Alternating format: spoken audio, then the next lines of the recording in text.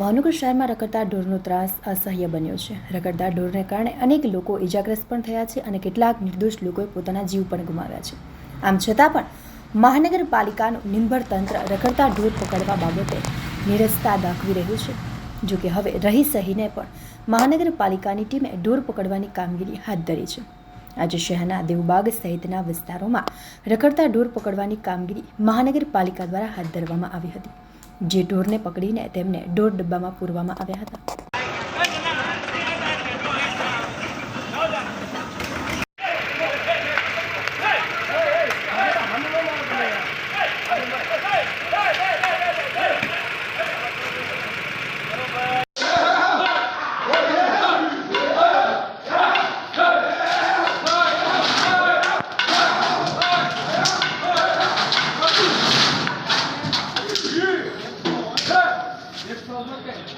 ચડી ગઈ